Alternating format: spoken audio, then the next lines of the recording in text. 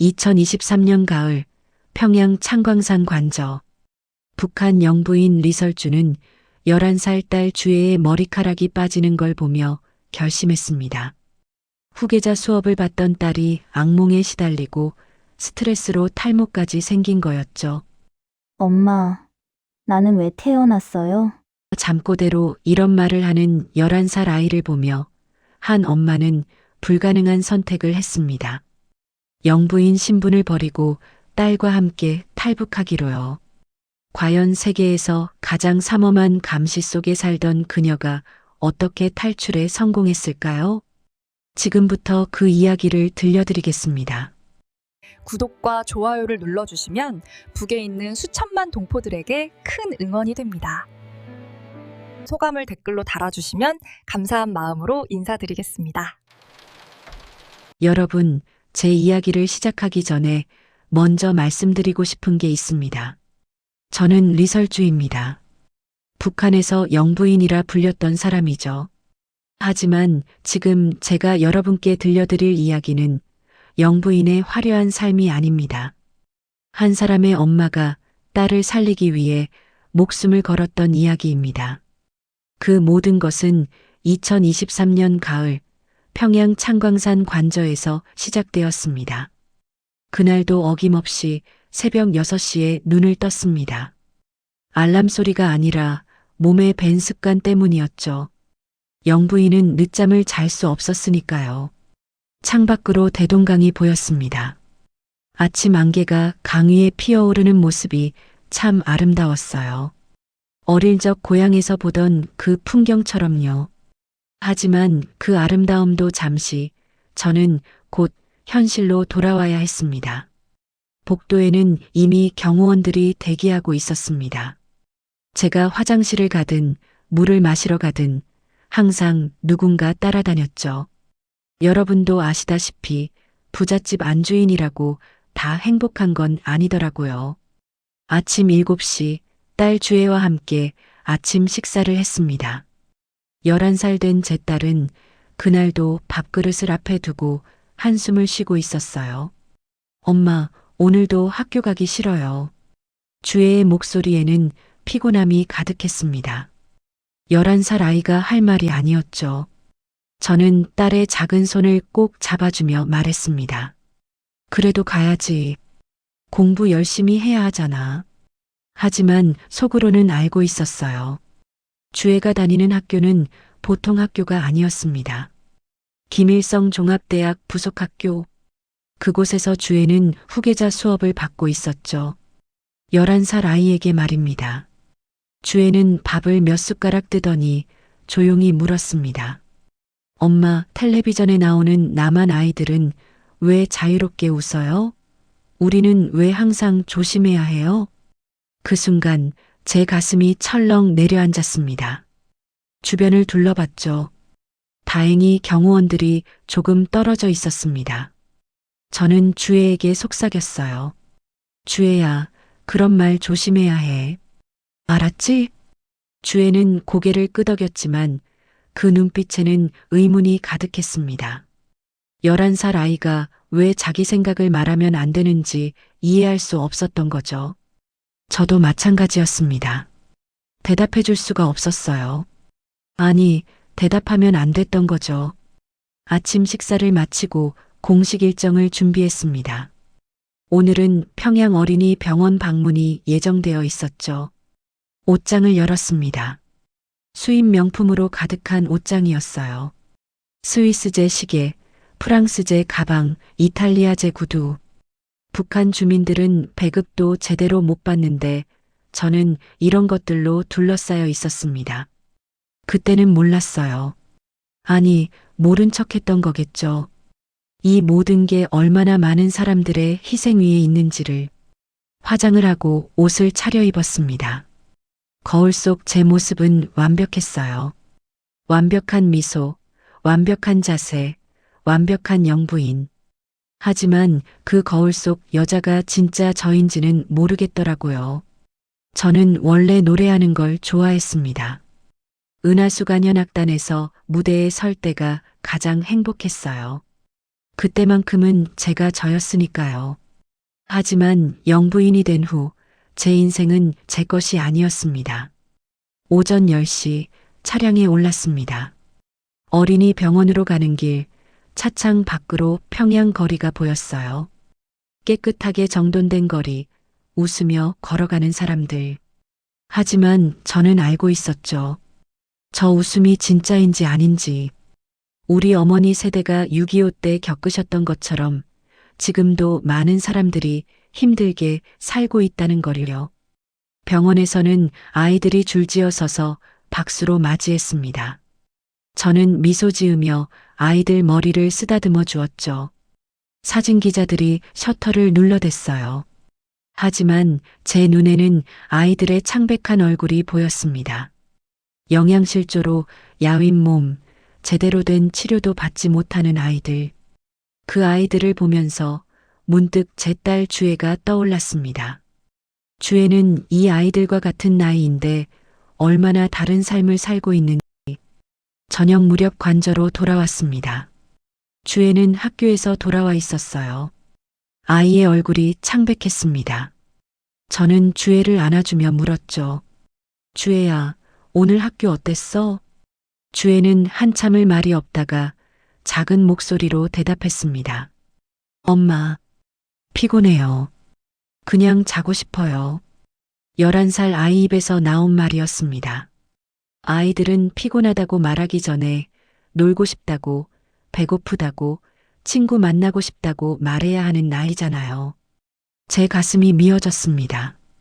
밤이 되어 주애를 재웠습니다. 아이는 제 품에 안겨 잠들었죠. 자는 주애의 얼굴을 가만히 들여다봤습니다. 이 아이의 미래는 뭘까? 권력의 도구가 되거나 권력 싸움의 희생자가 되거나 이 두 가지밖에 없는 걸까? 저는 창밖을 바라봤습니다. 평양 야경이 화려하게 펼쳐져 있었어요. 하지만 그 빛 너머에는 어둠이 있다는 걸 알고 있었죠. 주애가 잠꼬대를 했습니다. 엄마, 무서워. 저는 아이를 더 꼭 안아주었어요. 그리고 속으로 다짐했습니다. 이 아이만큼은 지켜야 한다고. 하지만 어떻게? 그 방법을 아직 몰랐습니다. 다만 한 가지는 확실했어요. 이대로는 안 된다는 것. 뭔가 바뀌어야 한다는 것. 그날 밤 저는 오랫동안 잠을 이루지 못했습니다. 주애를 안고 천장을 바라보며 생각했죠. 이 화려한 관저가 사실은 감옥이라는 걸, 황금으로 만든 새장이라는 걸, 그리고 제 딸이 그 새장 속에서 날개를 펼 수 없다는 걸요. 그로부터 한 달쯤 지난 어느 날이었습니다. 2023년 겨울, 평양에 첫눈이 내렸죠. 주애는 학교에서 돌아와 곧장 방으로 들어갔어요. 평소와 달랐습니다. 인사도 없이 저를 쳐다보지도 않고 방문을 닫아버렸죠. 제 가슴이 철렁했습니다. 뭔가 잘못됐다는 걸 엄마는 알 수 있잖아요. 저녁 식사 시간이 되었습니다. 주애를 불렀지만 나오지 않았어요. 방문을 열고 들어갔죠. 주애는 침대에 웅크리고 앉아 있었습니다. 어깨가 작게 떨리고 있었어요. 울고 있었던 겁니다. 주애야, 무슨 일 있어? 저는 딸 옆에 앉아 등을 쓰다듬어 주었습니다. 한참을 그렇게 있다가 주애가 떨리는 목소리로 말했어요. 엄마, 저 무서워요. 왜? 무슨 일인데? 주애는 제 품에 안기며 울먹였습니다. 오늘 정치 선생님이 그러셨어요. 제가 후계자니까 틀리면 안 된대요. 틀리면 처벌받는데요. 11살 아이 입에서 나온 말이었습니다. 처벌. 그 단어가 제 가슴을 찔렀어요. 저는 주애를 꼭 안아주며 말했죠. 괜찮아. 엄마가 있잖아. 엄마가 지켜줄게. 하지만 속으로는 알고 있었습니다. 제가 지킬 수 있는 게 아무것도 없다는 걸요. 주애는 계속 떨고 있었어요. 엄마, 저 그냥 평범한 애가 되고 싶어요. 친구들처럼 놀고 웃고 그러고 싶어요. 왜 저는 안 돼요? 그 말을 듣는 순간 제 눈에서 눈물이 흘렀습니다. 여러분도 자식 키워보셨으면 아시잖아요. 내 자식이 저렇게 말할 때 부모 마음이 얼마나 찢어지는지. 저는 주애의 머리를 쓰다듬으며 아무 말도 할 수 없었습니다. 뭐라고 위로해야 할지 몰랐어요. 그날 밤 주애를 재우고 혼자 앉아 있었습니다. 창밖으로 눈이 계속 내리고 있었죠. 문득 어린 시절이 떠올랐어요. 저도 주애 나이 때 눈 오면 친구들이랑 눈사람 만들고 놀았었는데, 하지만 주애는 그럴 수 없었습니다. 항상 경호원들이 따라다녔고 항상 조심해야 했으니까요. 며칠 후 더 충격적인 소식을 들었습니다. 고위 간부 한 분이 숙청당했다는 거였어요. 그분의 가족들도 함께 끌려갔다고 했죠. 그 집에 딸이 하나 있었는데 주애 또래였습니다. 주애가 어릴 때 몇 번 함께 놀았던 아이였어요.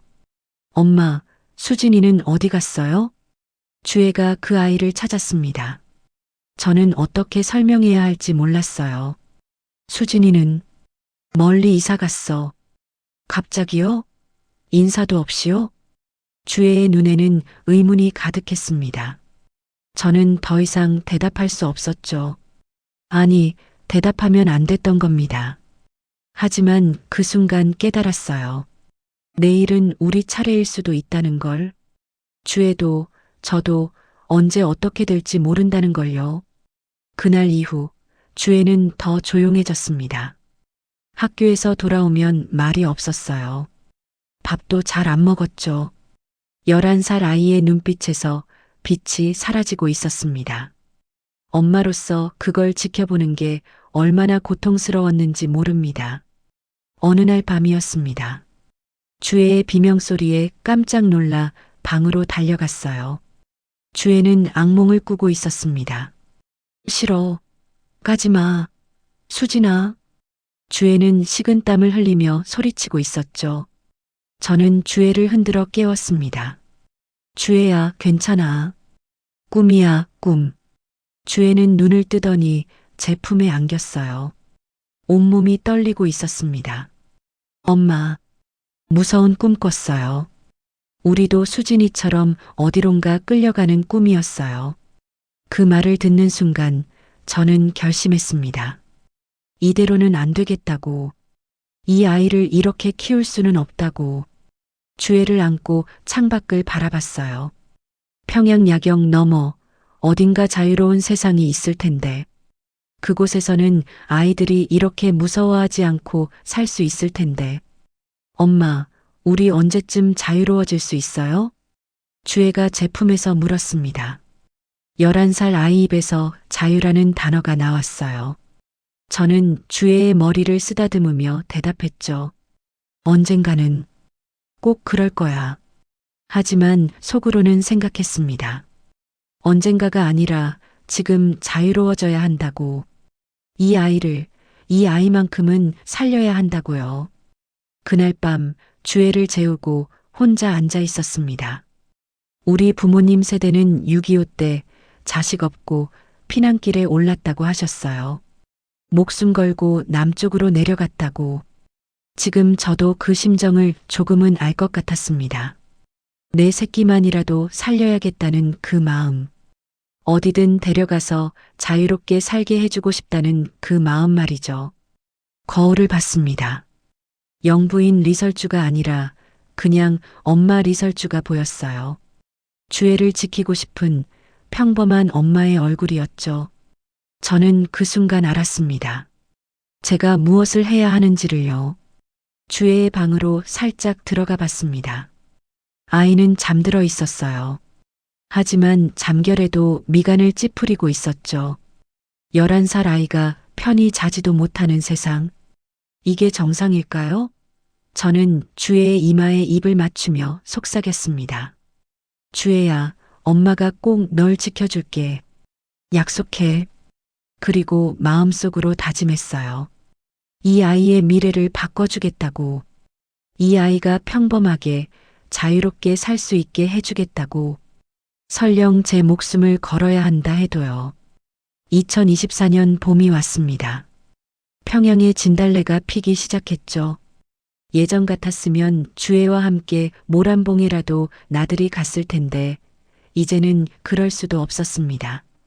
주애의 공식 일정이 점점 늘어났거든요. 주애 동무, 오늘은 열병식 참관이 있습니다. 경호원이 와서 알려줬습니다. 주애의 얼굴이 창백해졌어요. 열병식은 몇 시간씩 서 있어야 했거든요.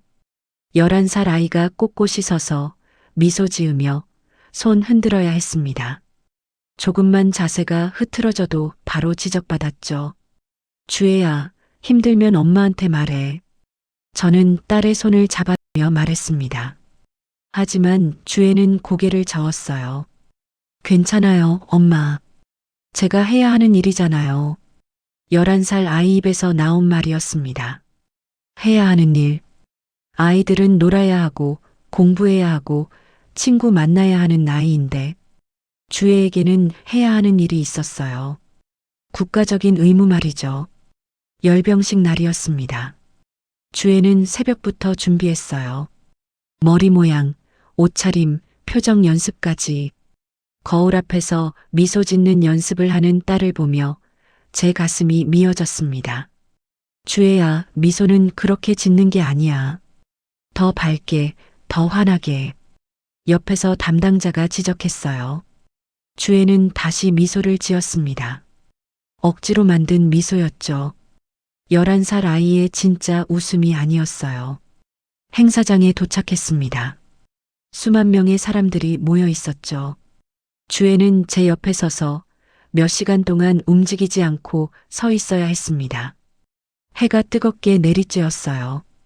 저는 옆에서 지켜보며 속이 타들어갔습니다. 주애의 얼굴에 땀이 흘렀지만 아이는 닦지도 못했어요. 1시간, 2시간이 지났습니다. 주애의 다리가 떨리기 시작했어요. 저는 알았죠. 아이가 한계에 다다랐다는 걸. 하지만 어떻게 할 수 없었습니다. 모든 게 생중계되고 있었고 모든 사람이 지켜보고 있었으니까요. 3시간째 주애가 휘청거렸습니다. 쓰러질 뻔했죠. 저는 재빨리 주애의 팔을 잡았어요. 주애야, 괜찮니? 네, 괜찮아요. 주애는 떨리는 목소리로 대답했습니다. 하지만 괜찮지 않았어요. 아이의 얼굴이 새하얗게 질려 있었죠. 그 순간 옆에서 간부 한 분이 차갑게 말했습니다. 영부인 동무, 주애 동무 단속 좀 하십시오. 후계자가 저러면 안 되지 않겠습니까? 단속. 제 딸을 단속하라는 거였어요. 11살짜리 아이를요. 저는 주애를 꼭 안아주고 싶었습니다. 괜찮다고, 이제 그만하자고 말해주고 싶었어요. 하지만 할 수 없었죠. 저는 그저 주애의 손을 꼭 잡아줄 뿐이었습니다. 행사가 끝나고 관저로 돌아왔습니다. 차 안에서 주애는 잠들어 있었어요. 완전히 기진맥진한 상태였죠. 저는 주애를 안아 올렸습니다. 아이의 몸이 너무 가벼웠어요. 제대로 먹지도 못하고 잠도 못 자고 계속 스트레스 받으니 살이 빠진 거였죠. 주애를 침대에 눕혔습니다. 옷을 벗기다가 깜짝 놀랐어요. 주애의 머리카락이 베개에 떨어져 있었던 겁니다. 탈모였습니다. 11살 아이가 스트레스로 머리카락이 빠지고 있었던 거예요. 의사를 불렀습니다. 진료를 마친 의사가 조심스럽게 말했죠. 영부인 동무, 주애 동무는 심한 스트레스 상태입니다. 이대로 가면 건강에 큰 문제가 생길 수 있습니다. 그럼 어떻게 해야 하나요? 휴식이 필요합니다. 심리적 압박을 줄여주셔야 합니다. 저는 그날 밤 남편을 찾아갔습니다. 주애의 상태를 설명하고 조금만 쉬게 해달라고 간청했어요. 주애가 너무 힘들어합니다. 조금만 쉬게 해주면 안 될까요? 남편은 차갑게 대답했습니다. 후계자는 강해야 합니다. 이 정도도 못 견디면 어떻게 나라를 이끌어 가겠습니까? 하지만 아직 11살 아이예요. 제 목소리가 떨렸습니다. 남편은 저를 차갑게 쳐다봤죠. 바로 그 때문에 더 교육이 필요한 겁니다. 어릴 때부터 단련시켜야죠. 더 이상 말할 수 없었습니다. 저는 방으로 돌아와 주의 옆에 앉았어요. 잠든 딸의 얼굴을 보며 눈물이 흘렀습니다. 여러분, 우리 어머니들도 이런 마음이셨을까요? 자식을 지키고 싶은데 지킬 수 없을 때 그 무력함과 죄책감이 얼마나 고통스러운지 아십니까? 며칠 후 주애가 제게 그림 한 장을 보여줬습니다. 새 장 속에 갇힌 새 한 마리가 창살 밖을 바라보는 그림이었어요. 엄마, 이게 나예요. 주애가 작은 목소리로 말했습니다. 11살 아이가 그린 그림치고는 너무 슬펐어요. 저는 주애를 안아주며 울었습니다. 미안하다고, 정말 미안하다고 계속 말했죠. 그날 밤 주애가 또 악몽을 꿨습니다. 저는 밤새 주애를 안고 있었어요. 아이의 작은 심장 소리가 들렸습니다. 너무 빠르게 뛰고 있었죠. 11살 아이의 심장이 이렇게 뛰어서는 안 되는데 창밖을 봤습니다. 평양의 밤은 고요했어요. 하지만 저 너머 어딘가에는 아이들이 편히 자는 곳이 있을 거예요. 악몽 꾸지 않고 머리카락 빠지지 않고 그냥 평범하게 자라는 곳 말이죠. 주애가 잠꼬대를 했습니다.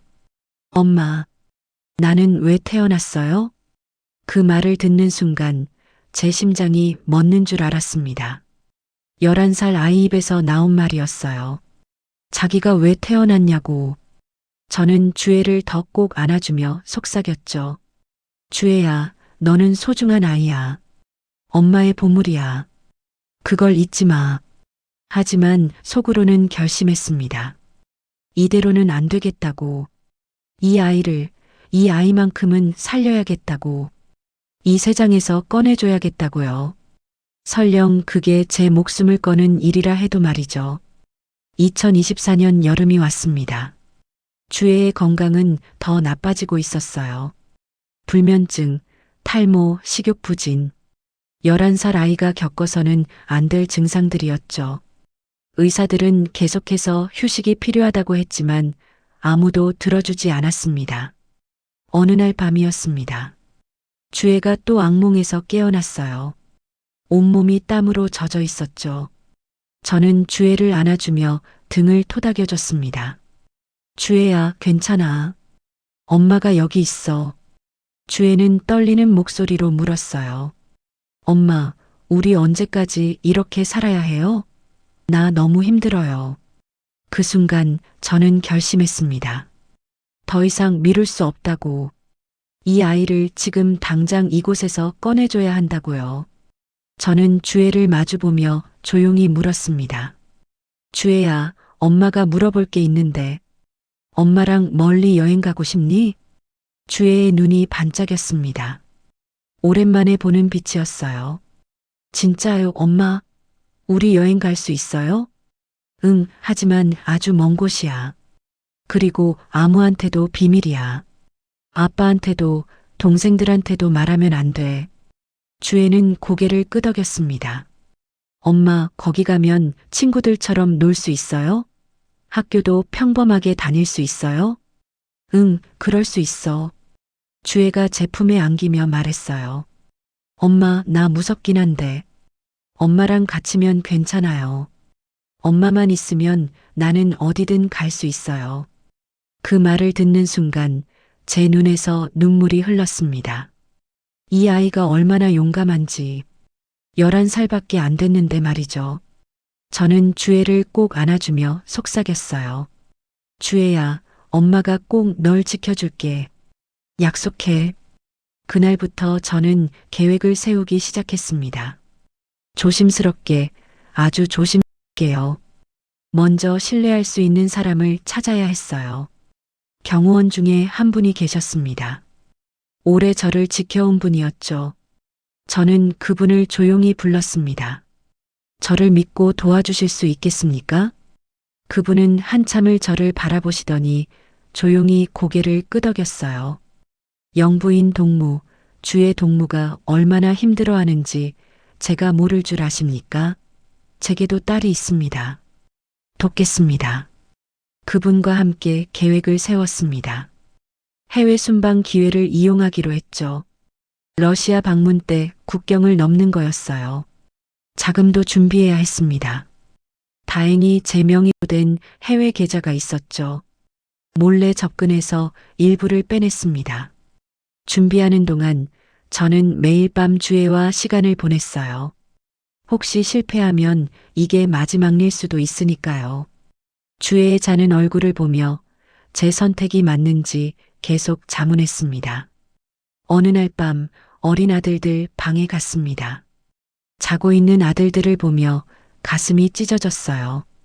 이 아이들은 데려갈 수 없었습니다. 너무 어렸고 모두 데려가기엔 위험했으니까요. 미안해, 엄마는 너희를 다 데려갈 수 없어. 주애만이라도 살려야 해. 저는 아들들의 이마에 입을 맞추며 눈물을 흘렸습니다. 여러분도 아시잖아요. 자식은 다 소중한데 한 아이만 선택해야 할 때 그 마음이 어떤지. 하지만 선택해야 했어요. 주애가 지금 당장 위험했으니까요. 며칠 후 남편에게 쓸 편지를 몰래 적었습니다. 여보, 미안합니다.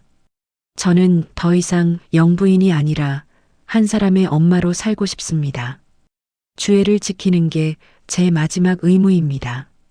아들들을 잘 부탁합니다. 편지를 숨기며 손이 떨렸습니다. 이게 정말 마지막 일 수도 있다는 생각이에요. 하지만 돌아갈 수는 없었죠. 주애를 위해서라도요. 탈출 날짜가 잡혔습니다. 2024년 가을 러시아 방문 일정이 있었어요. 그때를 이용하기로 했죠. D-데이가 다가올수록 저는 더 긴장했습니다. 밤마다 주애를 안고 잠들며 기도했어요. 하늘에 계신 조상님들께 이 아이만은 지켜주소서. 제가 무슨 죄를 짓든 이 아이는 꼭 지켜주세요. 출발 전날 밤이었습니다. 주애와 함께 창밖을 바라봤어요. 평양의 야경이 보였죠. 대동강, 류경호텔, 김일성 광장. 제가 태어나고 자란 곳이었어요. 엄마, 우리 다시 여기 올 수 있을까요? 주애가 물었습니다. 저는 대답할 수 없었어요. 아마도 못 올 거라는 걸 알았거든요. 언젠가는 자유롭게 올 수 있는 날이 올 거야. 엄마, 동생들은요? 동생들도 나중에 데려올 거죠? 응, 꼭 그럴게. 약속해. 하지만 그게 가능할지는 몰랐습니다. 저는 주애를 꼭 안아주며 마지막 평양의 밤을 보냈어요. 새벽이 밝아왔습니다. 출발 시간이었죠. 주애와 함께 차에 올랐어요. 주애는 작은 가방 하나만 들고 있었습니다. 그 안에 인형 하나가 들어 있었죠. 주애가 가장 아끼던 인형이었어요. 엄마, 나 무서워요. 괜찮아. 엄마 손만 꼭 잡고 있어. 엄마가 지켜줄게. 저는 주애의 작은 손을 꼭 잡았습니다. 차가 움직이기 시작했어요. 뒤를 돌아보지 않았습니다. 돌아보면 마음이 흔들릴 것 같았거든요. 우리 할머니들이 6.25 때 자식 없고 피난길에 올랐던 것처럼 저도 제 딸을 데리고 자유를 찾아 떠나는 거였어요. 목숨을 걸고요. 하지만 후회는 없었습니다. 제 딸이 자유롭게 살 수 있다면 저는 뭐든 할 수 있었으니까요. 러시아 블라디보스토크에 도착했습니다.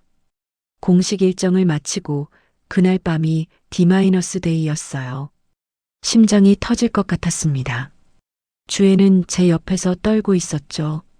엄마, 정말 오늘이에요? 응, 주애야. 용기 낼 수 있겠니? 주애는 고개를 끄덕였습니다. 11살 아이가 얼마나 용감했는지 모릅니다. 저는 주애의 손을 꼭 잡았어요. 주애야, 엄마 손 절대 놓지 마. 알았지? 네, 엄마. 놓지 않을게요. 밤 11시 도와주기로 한 경호원이 왔습니다. 지금입니다. 서둘러야 합니다. 우리는 호텔 뒷문으로 나왔어요. 특수 차량이 대기하고 있었죠. 차에 올라탔습니다. 심야의 블라디보스토크를 빠져나가기 시작했어요. 1시간쯤 달렸을까요? 차가 멈췄습니다. 국경 근처였어요. 이제부터는 걸어야 했습니다. 영부인 동무 여기서부터는 도보로 가셔야 합니다. 제가 최대한 안내해 드리겠습니다. 경호원이 말했습니다. 저는 주애를 업었어요. 아이가 너무 가벼웠죠. 엄마, 나 무거워요? 아니야, 깃털처럼 가벼워. 엄마가 끝까지 업고 갈게. 산길을 걷기 시작했습니다. 칠흑 같은 어둠이었어요. 달빛만이 희미하게 길을 비췄죠. 주애는 제 등에서 떨고 있었습니다. 엄마, 무서워. 괜찮아. 엄마가 있잖아. 눈 꼭 감고 있어. 1시간, 2시간 걸었습니다. 다리가 후들거렸어요. 하지만 멈출 수 없었죠. 뒤에서 추격조가 올 수도 있었으니까요. 갑자기 헬기 소리가 들렸습니다. 추격조였어요. 저는 재빨리 바위 뒤로 숨었습니다. 주애를 꼭 안고요. 주애야, 숨소리도 내면 안 돼. 알았지? 주애가 고개를 끄덕였어요. 아이의 작은 심장 소리가 들렸습니다. 너무 빠르게 뛰고 있었죠. 헬기가 머리 위를 지나갔어요. 서치라이트가 주변을 비췄습니다. 저는 주애를 더 꼭 안았어요. 몇 분이 지났을까요? 헬기가 멀어졌습니다. 저는 안도의 한숨을 쉬었죠. 괜찮아, 지나갔어. 이제 다시 가자. 다시 걷기 시작했습니다. 국경까지는 아직 멀었어요. 주애가 제 귓가에 속삭였습니다. 엄마, 동생들 생각나요. 동생들은 지금 뭐 할까요? 제 눈에서 눈물이 흘렀습니다. 하지만 주애 앞에서는 울 수 없었죠. 동생들은 잘 자고 있을 거야. 우리도 나중에 꼭 만날 수 있어. 새벽 2시쯤이었을까요? 드디어 강이 보였습니다. 두만강이었어요. 이 강만 건너면 중국이었죠. 영부인 동무, 저 강을 건너셔야 합니다.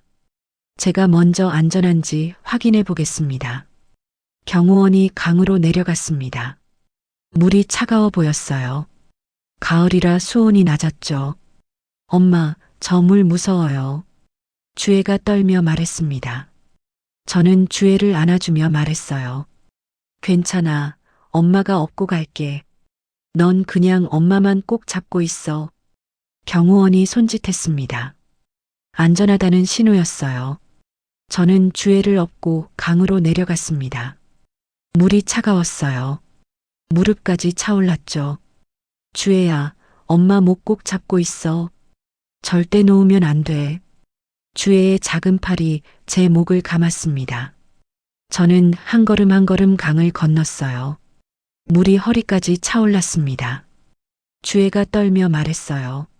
엄마, 추워요. 조금만 참아. 거의 다 왔어. 발이 미끄러웠습니다. 균형을 잃을 뻔했죠. 하지만 넘어질 수 없었어요. 주애를 지켜야 했으니까요. 마침내 반대편 강둑에 닿았습니다. 중국 땅이었어요. 저는 주애를 내려놓고 무릎을 꿇었습니다. 안도의 눈물이 흘렀죠. 주애야, 우리 해냈어. 우리 여기까지 왔어. 주애가 제 품에 안겼습니다. 아이도 울고 있었어요. 엄마, 우리 이제 안전한 거예요? 응, 조금은. 하지만 아직 더 가야 해. 그때였습니다. 뒤에서 총소리가 들렸어요. 추격조가 따라온 거였죠. 경호원이 소리쳤습니다. 빨리 가십시오. 제가 맡겠습니다. 하지만 주의 동물을 지켜주십시오. 빨리. 저는 주의 손을 잡고 뛰기 시작했습니다. 뒤에서 총소리가 계속 들렸어요. 저는 뒤를 돌아보지 않았습니다. 주애만 보며 뛰었죠. 숲속으로 들어갔습니다. 나뭇가지가 얼굴을 핥히고 지나갔어요. 하지만 멈출 수 없었습니다. 주애가 숨을 헐떡이며 말했어요.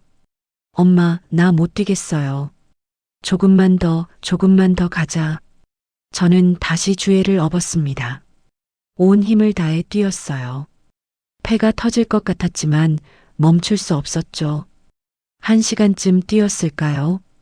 더 이상 추격 소리가 들리지 않았습니다.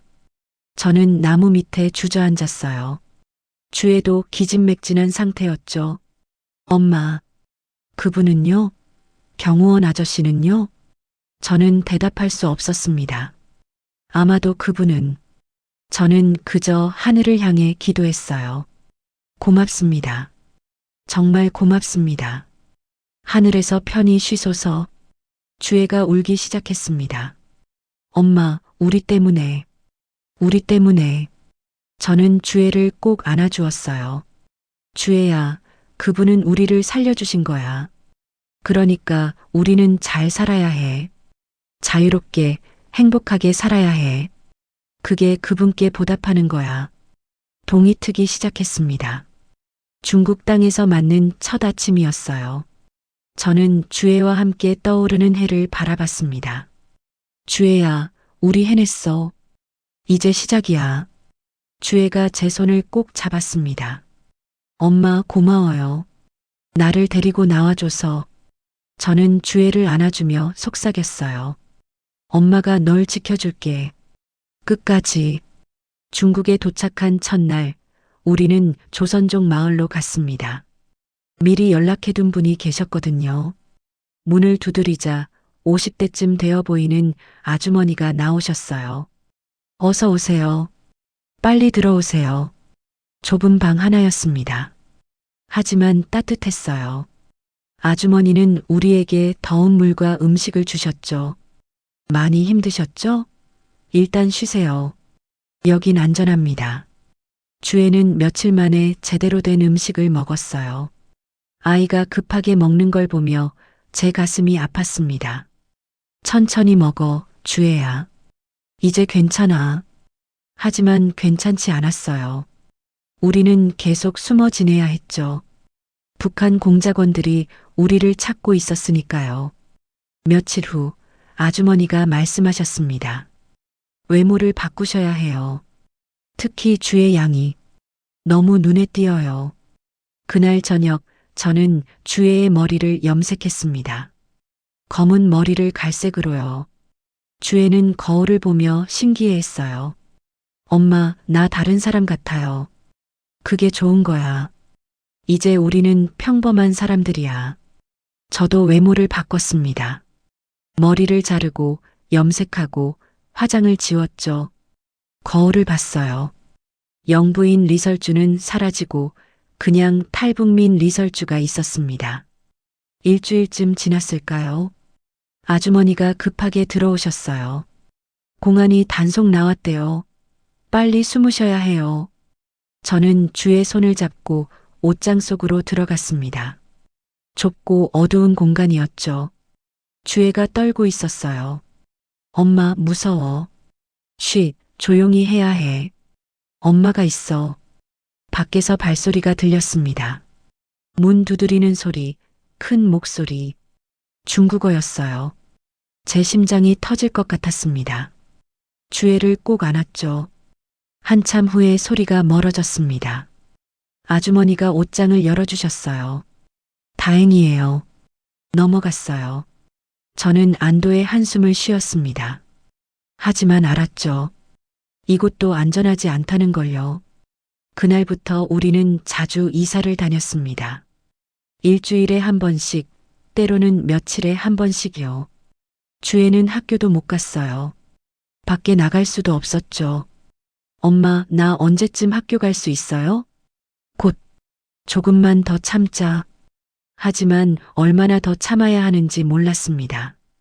한 달쯤 지났을까요? 돈이 떨어지기 시작했어요. 저는 일을 해야 했습니다. 조선족 식당에서 설거지 일을 구했죠. 새벽 5시부터 밤 11시까지 일했습니다. 손이 터지고 갈라졌어요. 평양에서는 명품 가방을 들었는데 여기서는 설거지를 하고 있었죠. 하지만 후회하지 않았어요. 주애가 있었으니까요. 저녁에 집에 돌아오면 주애가 기다리고 있었습니다. 엄마, 오늘 일 힘들었어요? 아니야, 괜찮았어. 주애는 제 손을 보며 울었어요. 엄마, 손이 다 갈라졌어요. 아프죠? 아니야, 안 아파. 엄마는 괜찮아. 하지만 주애는 알았을 거예요. 제가 얼마나 힘든지를요. 어느 날이었습니다. 주애가 열이 났어요. 밤새 열이 내리지 않았죠. 병원에 데려가고 싶었지만 갈 수 없었습니다. 신분이 노출될 수 있었으니까요. 저는 밤새 주애를 간호했어요. 찬물 수건으로 이마를 식혀주고 물을 먹이고 계속 안아줬죠. 여러분도 자식이 아플 때 그 마음 아시잖아요. 차라리 내가 아프면 좋겠다는 그 마음요. 주애야, 괜찮아질 거야. 엄마가 여기 있어. 다음 날 아침 다행히 열이 내렸습니다. 하지만 주애는 많이 야위어 있었어요.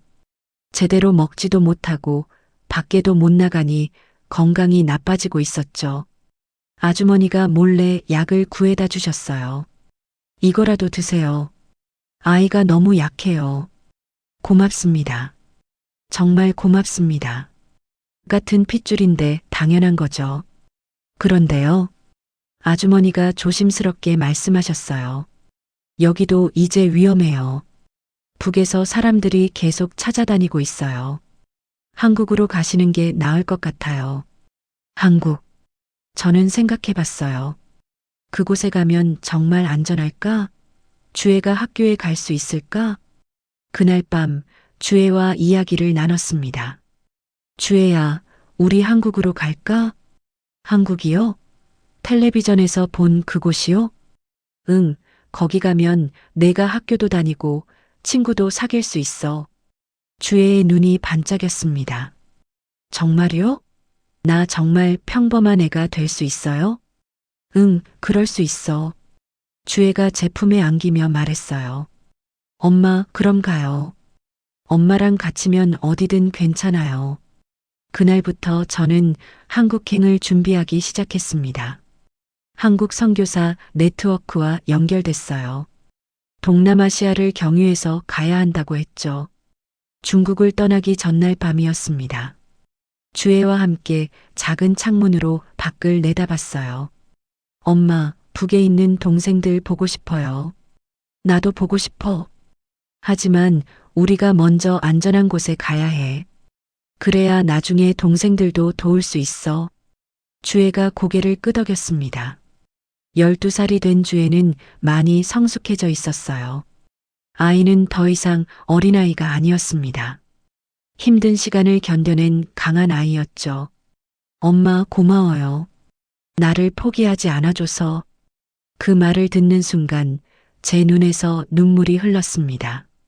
주애야, 엄마가 너를 어떻게 포기해. 넌 엄마의 전부야. 다음 날 아침 우리는 중국을 떠났습니다. 도와주신 아주머니께 작별 인사를 했어요. 정말 고마웠습니다. 은혜 잊지 않겠습니다. 잘 가세요. 한국 가서 꼭 행복하세요. 주애 양 건강하게 자라요. 주애가 아주머니께 절을 했습니다. 할머니 고마웠어요. 할머니 덕분에 살았어요. 아주머니는 눈물을 닦으며 우리를 안아주셨어요. 같은 민족이라서 같은 말을 쓰기 때문에 도와주신 거라고 하셨죠. 우리는 새로운 여정을 시작했습니다. 한국을 향해서요. 희망을 향해서요. 중국을 떠나 베트남으로 갔습니다. 버스, 기차, 때로는 걸어서요. 주애는 이제 12살이 되어 있었어요. 많이 컸지만 여전히 어린아이였죠. 베트남에서 라오스로, 라오스에서 태국으로. 그 긴 여정 동안 주애는 한 번도 불평하지 않았습니다. 엄마, 다리 아파요? 오히려 저를 걱정했죠. 아니야, 엄마는 괜찮아. 넌 어때? 나도 괜찮아요. 우리 거의 다 왔죠? 응, 조금만 더 가면 돼. 하지만 조금이 얼마나 먼지 몰랐습니다. 라오스 밀림을 걸을 때였어요. 길이 험했습니다. 주애가 넘어져서 무릎을 다쳤죠. 피가 났어요. 주애야, 괜찮니? 괜찮아요, 엄마. 이 정도는. 주애는 울지 않았습니다. 아픈데도 참았어요. 제 가슴이 미어졌죠. 12살 아이가 이렇게 강해져야 하다니. 저는 주애의 상처를 물로 씻어줬어요. 가지고 온 붕대로 감아줬죠. 미안해, 주애야. 엄마가 더 좋은 길로 데려가지 못해서. 아니에요, 엄마. 이게 자유로 가는 길이잖아요.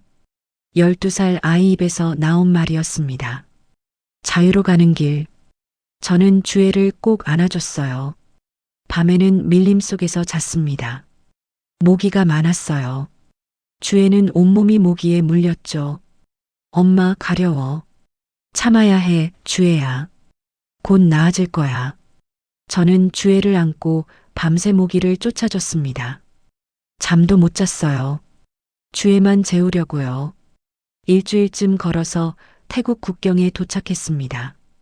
그곳에서 한국 선교사님들을 만났어요. 고생 많으셨습니다. 이제 거의 다 왔어요. 선교사님이 말씀하셨습니다. 저는 눈물이 났어요. 같은 말을 쓴다는 게, 한국 사람을 만난다는 게 이렇게 감격스러울 줄 몰랐죠. 감사합니다. 정말 감사합니다. 주애도 선교사님께 인사했어요. 안녕하세요. 저는 주애예요. 주애 양, 참 용감하구나. 잘 왔어. 선교사님이 주애 머리를 쓰다듬어 주셨어요. 주애는 오랜만에 환하게 웃었습니다. 태국 난민촌으로 갔습니다. 그곳에는 우리 같은 탈북민들이 많았어요. 모두들 한국을 가기를 기다리고 있었죠. 난민촌에서 한 달을 기다렸습니다. 그동안 주애는 조금씩 회복됐어요. 제대로 먹고 제대로 쉴 수 있었으니까요. 엄마, 여기 사람들 다 착해요. 밥도 주고 옷도 주고. 그래, 고마운 분들이지. 주애는 난민촌에서 다른 탈북 아이들과 친구가 됐어요. 오랜만에 아이들과 노는 주애를 보며 저는 울었습니다. 이게 정상이구나. 아이들은 이렇게 놀아야 하는구나. 어느 날 한국 대사관에서 연락이 왔습니다. 신원 확인 절차를 시작하겠습니다. 쉽지 않았어요. 제가 리설주라는 걸 증명해야 했으니까요. 여러 질문을 받았습니다. 평양에서의 생활, 관저의 구조, 주애에 대한 것들. 정말 영부인이 맞습니까? 담당자가 물었습니다. 저는 고개를 끄덕였어요. 네, 맞습니다. 하지만 지금은 그냥 주애 엄마일 뿐입니다. 신원 확인에 시간이 걸렸습니다. 한 달, 두 달. 기다리는 동안 주애는 난민촌학교에 다녔어요. 한글을 배우기 시작했죠. 엄마, 한국말은 비슷한데 조금 달라요. 그래도 같은 말이잖아. 우리 조상님들이 쓰시던 말이야.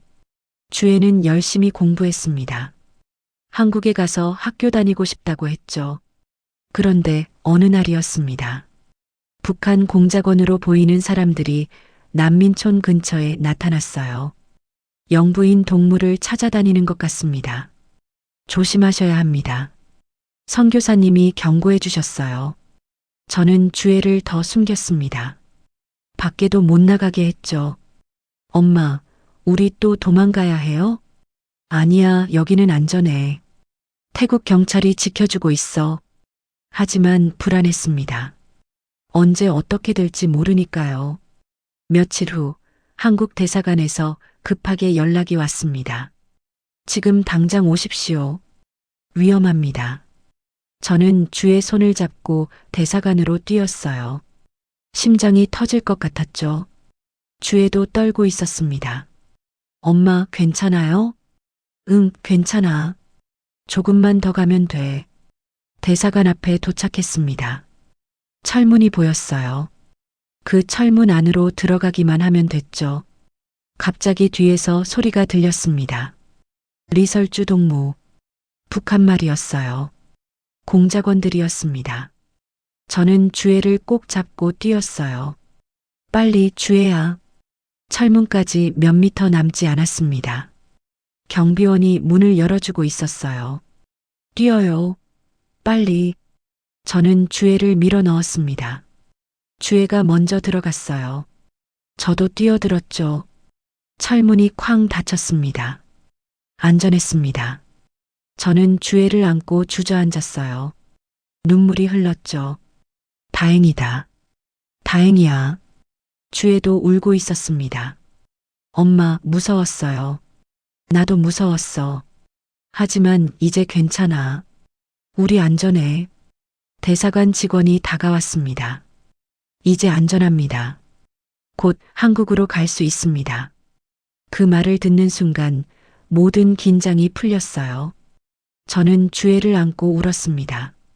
기쁨의 눈물이었죠. 며칠 후 한국행 비행기에 올랐습니다. 주혜는 창밖을 보며 신기해했어요. 엄마, 우리 진짜 한국 가는 거죠? 응, 진짜야. 이제 자유로워지는 거야. 주혜가 제 손을 꼭 잡았습니다. 엄마, 고마워요. 나를 여기까지 데려와줘서. 저는 주혜의 머리를 쓰다듬으며 말했어요. 엄마가 너한테 고마워. 용감하게 따라와줘서. 비행기가 이륙했습니다. 창밖으로 구름이 보였어요. 그 구름 너머에 한국이 있었죠. 우리의 새로운 시작이 있었습니다. 인천공항에 도착했습니다. 2024년 겨울, 우리가 평양을 떠난 지 꼭 1년 만이었어요. 비행기에서 내려 한국 땅을 밟는 순간 제 무릎이 꺾였습니다. 엄마, 주혜가 저를 붙들어줬어요. 12살 딸이 엄마를 지탱해주고 있었죠. 괜찮아, 주혜야. 너무 감격해서 그래. 저는 땅에 손을 짚었습니다. 한국 땅, 자유의 땅, 우리 조상님들이 살았던 땅이었죠. 공항에서 담당 공무원들을 만났습니다. 환영합니다. 이제 안전합니다. 편히 쉬세요. 그 말을 듣는 순간 1년 동안 쌓였던 긴장이 다 풀렸어요. 저는 주혜를 안고 울었습니다. 기쁨의 눈물이었죠. 하나원에 들어갔습니다. 다른 탈북민들과 함께 적응 교육을 받았어요. 주혜도 저와 함께 있었죠. 첫날 밤이었습니다. 방에 들어가니 깨끗한 침대가 있었어요. 옷장에는 새 옷들이 준비되어 있었죠. 주혜가 신기해하며 옷들을 만져봤습니다.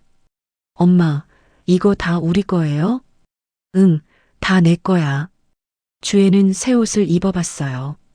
평양에서 입던 특별한 옷이 아니라 그냥 평범한 아이들이 입는 옷이었죠. 주혜는 거울을 보며 환하게 웃었습니다. 엄마, 나 이제 평범한 애 같아요. 저는 주혜를 안아주며 말했어요.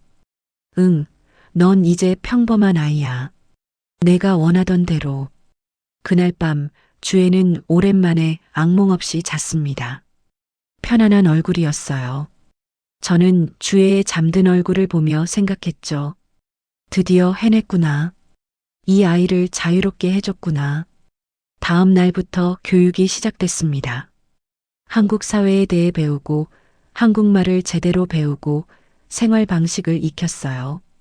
주혜는 또래 친구들과 함께 수업을 들었죠. 엄마, 여기 친구들이 진짜 친절해요. 다들 잘해줘요. 주혜가 신이 나서 말했습니다. 처음으로 편하게 사귄 친구들이었어요. 어느 날 주혜와 함께 편의점에 갔습니다. 2400시간 불이 켜져 있다는 게 신기했어요. 엄마, 여기는 밤에도 불이 안 꺼져요? 응, 언제든 올 수 있어. 주혜는 마트를 둘러보며 놀라워했어요. 과자, 음료수, 라면. 온갖 것들이 가득했죠. 엄마, 이거 다 살 수 있어요? 응, 내가 원하는 거 골라봐. 주혜는 조심스럽게 과자 몇 개를 골랐어요. 그리고 물었죠. 정말 괜찮아요? 혼나지 않아요? 혼날 일 없어. 여긴 자유로운 곳이야. 계산을 하고 나왔습니다. 주혜는 과자 봉지를 소중히 안고 있었어요. 그 모습을 보며 제 가슴이 뭉클했습니다. 과자 하나 마음대로 사 먹는 게 이렇게 소중한 일인지 몰랐죠.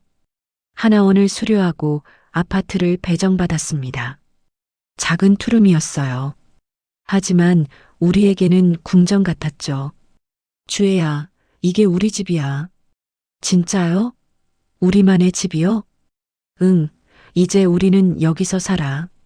주혜는 방방 뛰며 집안을 둘러봤어요. 그렇게 좋아하는 딸을 보며 저는 울었습니다. 행복의 눈물이었어요. 며칠 후 주혜를 학교에 등록시켰습니다. 중학교였어요. 교복을 받는 날 주혜는 거울 앞에서 한참을 서 있었죠. 엄마, 나 정말 학교 가도 돼요? 평범한 학교요? 응, 가도 돼. 내가 원하던 거잖아. 주혜가 교복을 입고 학교에 가는 첫날 저는 따라갔어요. 학교 앞에서 주혜가 돌아보며 손을 흔들었습니다. 엄마, 다녀올게요. 평범한 인사였어요. 하지만 제게는 기적 같았죠. 제 딸이 평범하게 학교에 가고 있었으니까요. 학교에서 돌아온 주혜는 신이 나 있었어요. 엄마, 오늘 친구 생겼어요. 이름이 지수예요. 진짜 착해요. 그래, 잘 됐다. 그리고요, 선생님이 틀려도 혼 안 내요. 다시 설명해 주세요. 주혜는 계속 학교 이야기를 했습니다. 저는 그저 듣고 있었어요. 행복했죠. 어느 날 저녁 주혜가 숙제를 하고 있었어요. 저는 주혜 옆에 앉아서 물었습니다. 주혜야, 지금 행복해? 주혜가 고개를 들어 저를 보며 환하게 웃었어요. 네, 엄마. 정말 행복해요. 엄마가 나를 여기 데려와줘서 고마워요. 그 말을 듣는 순간 모든 고생이 보상받는 기분이었습니다. 제가 한 선택이 옳았구나. 주혜를 지켜낸 게 맞았구나. 하지만 가끔은 그리웠습니다. 북에 둔 아들들이요. 주혜도 마찬가지였어요. 엄마, 동생들 지금 뭐 하고 있을까요? 잘 자라고 있겠지. 우리가 나중에 꼭 만날 수 있을 거야. 통일이 되면 만날 수 있죠? 응, 그럴 거야. 여러분, 우리 세대의 통일을 볼 수 있을까요? 저는 간절히 바랍니다. 북에 있는 제 아들들을, 모든 북한 주민들을 자유롭게 해주고 싶어요. 주혜처럼 자유롭게 웃고 자유롭게 살 수 있게요. 1년이 지났습니다. 주혜는 이제 중학교 2학년이에요. 친구들도 많이 사귀었고 한국 생활에도 적응했죠. 저는 작은 가게에서 일하며 평범하게 살고 있습니다. 어느 일요일 주혜와 함께 남산에 올랐어요. 서울이 한눈에 보였죠. 엄마, 여기 정말 예쁘다. 그래, 예쁘지? 주혜가 제 손을 꼭 잡았습니다. 엄마, 우리 잘 왔죠? 응, 정말 잘 왔어. 저는 서울 풍경을 바라보며 생각했습니다. 저 너머 북쪽에 평양이 있고 제 아들들이 있겠죠. 언젠가는 만날 수 있을 거예요. 통일이 되는 날에요. 주혜가 말했습니다. 엄마, 나 나중에 크면 북한 아이들 돕는 일 하고 싶어요. 나처럼 자유롭게 살 수 있게요. 제 눈에서 눈물이 흘렀습니다. 주혜야, 넌 정말 착한 아이구나. 엄마가 가르쳐 줬잖아요. 자유가 얼마나 소중한지. 저는 주혜를 꼭 안아주었어요. 제 딸이 이렇게 자라줘서 고마웠습니다. 여러분, 지금 자녀분들 자유롭게 키우고 계시죠? 그게 얼마나 큰 축복인지 아십니까? 당연한 게 아니에요. 북에서는 아이들이 자유롭게 웃지도 못합니다. 주혜처럼요. 우리 세대에 꼭 통일을 이뤄서 북녘의 모든 아이들이 주혜처럼 자유롭게 살 수 있으면 좋겠습니다. 그날이 오면 저는 당당히 평양에 가서 제 아들들을 만나고 싶어요. 주혜가 말했습니다. 할아버지, 할머니, 저 열심히 공부해서 나중에 통일에 도움되는 사람 될게요. 북에 있는 동생들이랑 친구들도 다 자유롭게 살 수 있게 할게요. 제 딸이 자랑스러웠습니다. 저는 주의 엄마예요. 영부인이 아니라 그냥 주의 엄마. 그게 제가 원했던 삶입니다. 자유는 공짜가 아니에요. 하지만 목숨 걸 만한 가치가 있어요. 저희가 증명했잖아요. 주애와 저, 우리가요.